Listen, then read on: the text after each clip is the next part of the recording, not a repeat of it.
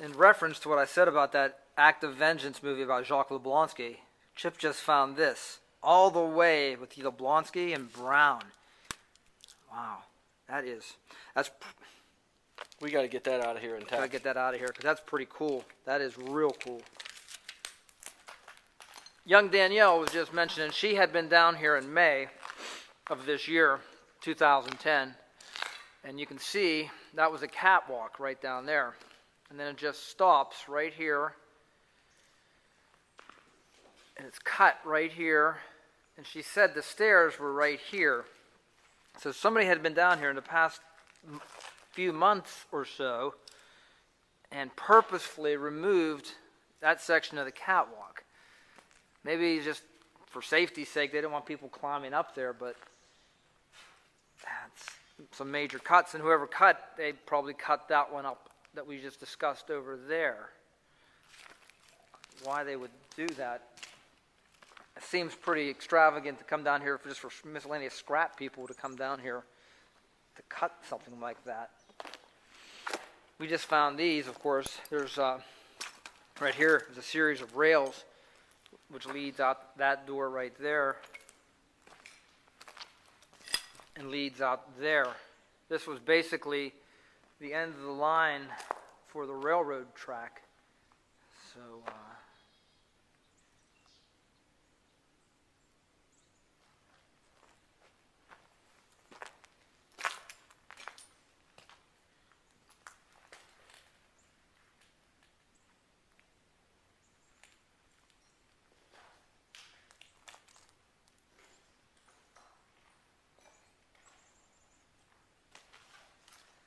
there's another building out there we're going to go to next, which is very, very poor shape.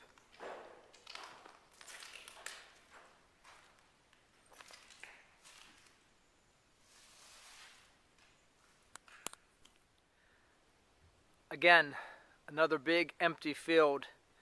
Anytime you see a big empty field like this anywhere in these counties, you know there was something there. And this was part of the mine as well. This is probably full of vast machinery back in the day.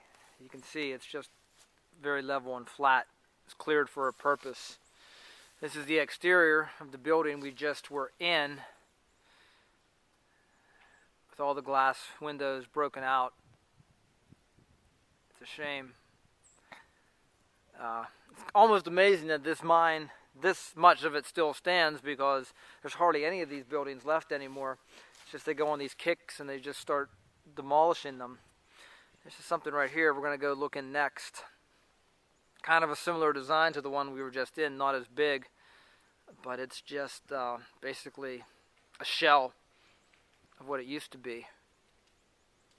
You can see up on the hill there, there's a few houses of the patch of Nemacolin, the patch town where everybody that worked at this mine, of course, lived up there.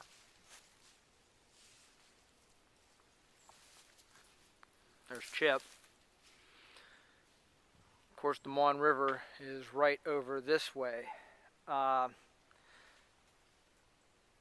This primarily they barged the coal out of here, and there was the railroad track which was attached to here, I was saying, and it's the railroad track was abandoned for a long time. I asked the local barber in town yesterday if he recalls the last time a train ran out of this mine, and he used to work in this mine in the 70s, and he had no recollection. They originally did train the coal out of here, and then they switched to just barge loading of the coal. So, okay, we just came from the mine building down there. This is a red brick road. I would say the curb goes over there.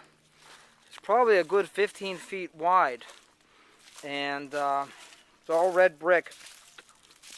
As you can see, it stretches on and on downward. We came down here just to look around. There were some extraneous buildings down here at one point, but they're all gone.